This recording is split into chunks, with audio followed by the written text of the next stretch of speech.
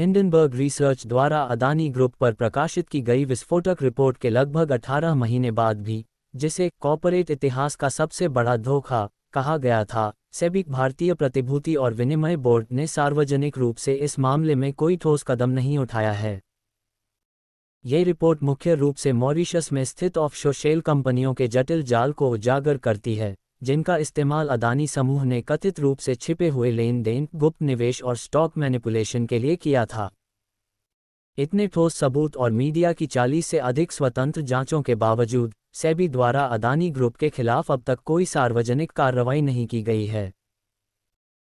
ये regulatory inertia, नियामक निष्क्रियता, गंभीर सवाल उठाती है, खासकर हाल ही में विस्लब्लोअर द्वारा पेश किए गए दस्तावेजों के आलोक में, जो संकेत देते हैं कि सेबी की चेयरपर्सन माधवी पुरी बुच और उनके पति धवल बुच का उन ऑफशोर फंड से सीधा संबंध हो सकता है, जो इस स्कैंडल के केंद्र में हैं। हिंडनबर्ग रिसर्च रिपोर्ट, सेबी की निष्क्रियता। हिंडनबर्ग की रिपोर्ट के प्रकाशन के बाद से सेबी की प्रतिक्रिया आश्चर्यजनक रूप से ठंडी रही है। बढ़ते सबूतों और जनता के हंगामे के बावजूद नियामक ने अदानी ग्रुप के खिलाफ कोई ठोस कदम नहीं उठाया है। इसके बजाय सेबी ने मामूली तकनीकी उल्लंघनों के लिए टोकन नोटिस जारी किए हैं। इससे व्यापक रूप से यह कयास लगाए जा रहे हैं कि नियामक जानबूझकर मामले की गंभीरता को कम कर रहा है। 27 जून 2024 को सेबी ने हिंडनबर्ग रिसर्च को एक कारण बताओ नोटिस भेजा। दिलचस्प बात यह है कि इस नोटिस में हिंडनबर्ग की 106 पेज की रिपोर्ट में किए गए किसी भी तथ्यात्मक दावे को चुनौती नहीं दी गई। इसके बजाय इसने अदानी स्टॉक्स में हिंडनबर्ग की शॉर्ट पोजीशन के खुलासे की पर्याप्तता पर ध्यान केंद्रित किया, जो कि हिंडनबर्ग पहले ही कई बार कर चुका था। सेबी ने आगे हिंडनबर्ग पर यह आरोप लगाया कि उसने सेबी के कामकाज की अंदरूनी जानकारी रखने वाले प्रतिबंधित दलाल का हवाला देकर लापरवाही की।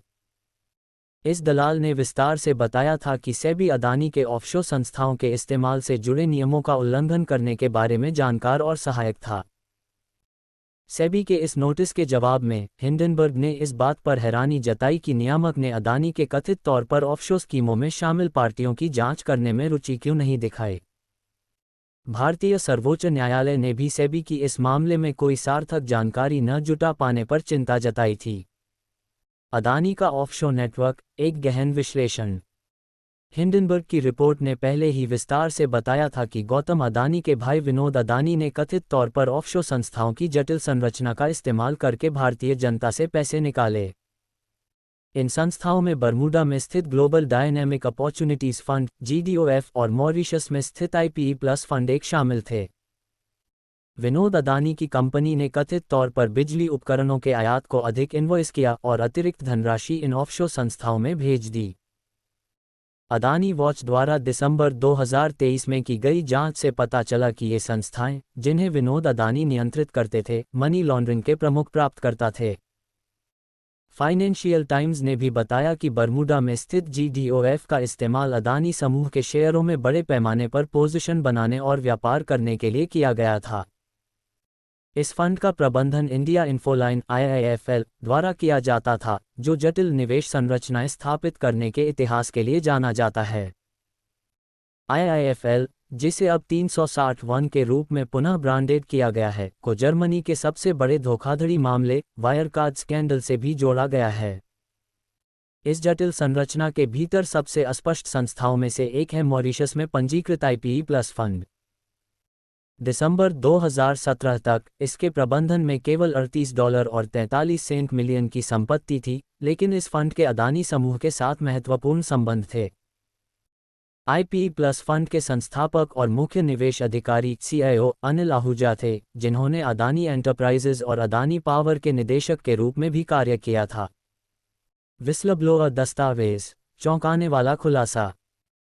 सबसे चौंकाने वाला सबूत उन विस्लब्लोअर दस्तावेजों से सामने आया, जिसमें खुलासा हुआ कि सेबी की चेयरपर्सन माधवी पुरी बुच और उनके पति का निवेश उन्हीं ऑफशोर फंड्स में था, जिन्हें विनोद अदानी ने मनी लॉन्ड्रिंग के लिए इस्तेमाल किया था। दस्तावेजों के अनुसार माधवी पुरी बुच और उनके पति ने 5 जून 2015 को सिंगापुर में IPE प्लस फंड 1 के साथ एक खाता खोला। उनके निवेश का स्रोत वेतन के रूप में सूचीबद्ध था और उनकी कुल संपत्ति $10 मिलियन आंकी गई थी। माधवी बुक को अप्रैल 2017 में सेबी के एक पूरे समय के सदस्य के रूप में नियुक्त किया गया था। उनके इस संवेदनशील पद पर नियुक्ति से कुछ हफ्ते पहले उनके पति धवल बुच ने मॉरिशस फंड प्रशासक ट्राइडेंट ट्रस्ट को पत्र लिखकर अनुरोध किया कि उनके खातों को संचालित करने का अधिकार केवल उनके पास हो, और ऐसा प्रतीत होता है कि उन्होंने संपत्ति को अपनी पत्नी के नाम से हटाने का प्रयास किया। बाद में 26 फरवरी 2018 को माधवी पुरी बुच के निजी ईमेल पर भेजे गए एक खाता विवरण में खुलासा हुआ कि उनका निवेश उसी मॉरिशस पंजीकृत सेल में था जिसका उपयोग विनोद अदानी ने किया था। उस समय उनकी हिस्सेदारी का मूल्य $8,72,762 और 25 सेंट था। सेबी में अपने कार्यकाल के दौरान माधवी पुरी बुच ने कथित तौर पर अपने पति के नाम से व्यवसाय किया, अपने निजी ईमेल का उपयोग करके ऑफशोर फंड में यूनिट्स को भुनाने के लिए। ये गंभीर सवाल खड़े करता है कि क्या ये हितों का टकराव नहीं है, खासकर जब सेबी उन संस्थाओं को विनियमित करने वाली संस्था है। स्कैंडल में सेबी की कथित संलिप्तता। भारतीय सर्वोच्च न्यायालय ने पहले ही सेबी के अदानी के ऑफशोर शेयरधारकों की जांच में असफल रहने की बात कही थी।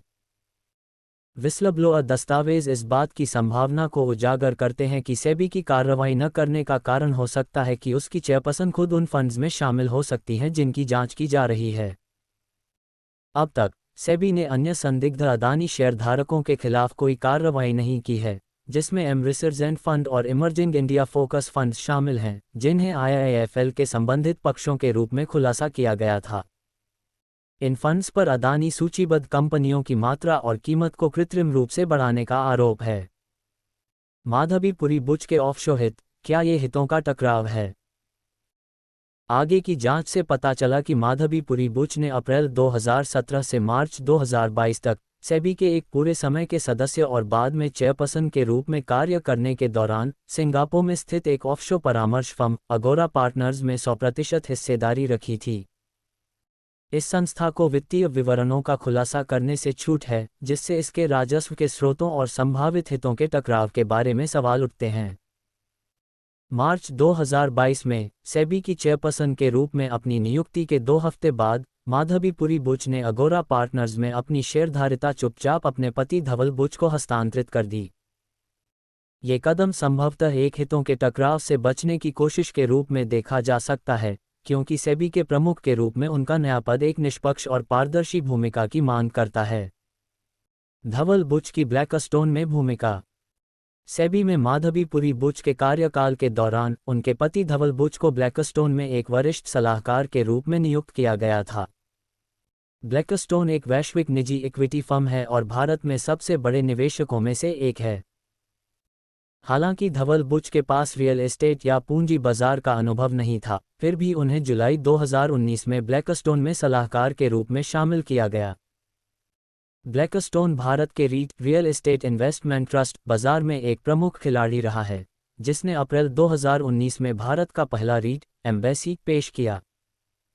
धवल बुच के सलाहकार के रूप में कार्यकाल के दौरान ब्लैकस्टोन ने 2 और REITs लॉन्च किए, माइंडस्पेस और नेक्सस सेलेक्ट ट्रस्ट। इस दौरान सेबी ने माधवी पुरी बुच के नेतृत्व में REITs को लाभ पहुंचाने के लिए कई महत्वपूर्ण नियामक परिवर्तन प्रस्तावित और स्वीकृत किए। इनमें 7 परामर्श पत्र, 3 समेकित अपडेट, 2 नए नियामक ढांचे और निजी इक्विटी फर्मों जैसे ब्लैकस्टोन के लिए यूनिट धारकों के नामांकन अधिकार शामिल थे। सेबी चेयरपर्सन का REITs के प्रचार में योगदान। माधवी पुरी बुच REITs की जोरदार समर्थक रही हैं और उन्होंने विभिन्न उद्योग सम्मेलनों में उन्हें भविष्य के लिए पसंदीदा उत्पाद के रूप में वर्णित किया है। उन्होंने निवेशकों से REITs को सकारात्मक रूप में देखने का आग्रह किया और इस संपत्ति वर्ग में भारी वृद्धि की भविष्यवाणी की। हालांकि उन्होंने कभी भी यह खुलासा नहीं किया कि उनके पति ब्लैकस्टोन के सलाहकार के रूप में भारत में REITs की सफलता से काफ़ी लाभ उठा सकते हैं। इस पारदर्शिता की कमी हितों के टकराव और नियामक प्रभाव रेगुलेटरी कैप्चर के बारे में चिंताओं को और बढ़ा देती है। अगोरा एडवाइजरी, एक लाभकारी साइड बिजनेस। माधवी पुरी बुच वर्तमान में अगोरा एडवाइजरी नामक एक भारतीय परामर्श फर्म में 99% हिस्सेदारी रखती हैं, जिसमें उनके पति निदेशक हैं। 2022 में इस फर्म ने $2,61,000 का परामर्श राजस्व दर्ज किया, जो सेबी के एक पूरे समय के सदस्य के रूप में माधवीपुरी बुचबुक के घोषित वेतन से 4.4 गुना अधिक है। इस लाभकारी साइड बिजनेस के अस्तित्व उनके ऑफशोर हितों के साथ साथ सेबी के नियामक निरीक्षण की अखंडता इंटीग्रिटी के बारे में और अधिक सवाल खड़े करते हैं। निष्कर्ष: हितों का टकराव या नियामक प्रभाव। हिंडनबर्ग रिसर्च की इन खोजों ने अदानी मामले में सेबी की एक निष्पक्ष और निष्कलंक नियामक के रूप में कार्य करने की क्षमता पर गंभीर सवाल उठाए हैं। सेबी की चेयरपर्सन माधवीपुरी बुच और उनके पति की कथित रूप से उन फंड्स में संलिप्तता, जिन्हें अदानी समूह द्वारा मनी लॉन्ड्रिंग के लिए इस्तेमाल किया गया था, नियामक की विश्वसनीयता पर गहरी छाया डालते हैं। डिस्क्लेमर: आपने जो न्यूज़ पढ़ी उसका मकसद केवल आपको जानकारी देना है। हमारी channel equity news stock market के कंपनी की latest news, bonus, dividend, IPO की इन्फॉर्मेशन देने का काम करती है। भारतीय शेयर मार्केट जोखिम के अधीन होता है, जिसे आपका आर्थिक नुकसान हो सकता है, जिससे निवेश करने से पहले किसी विशेष सलाहकार की सलाह लेना आवश्यक है और हमारी चैनल सेबी द्वारा रजिस्टर्ड भी नहीं है।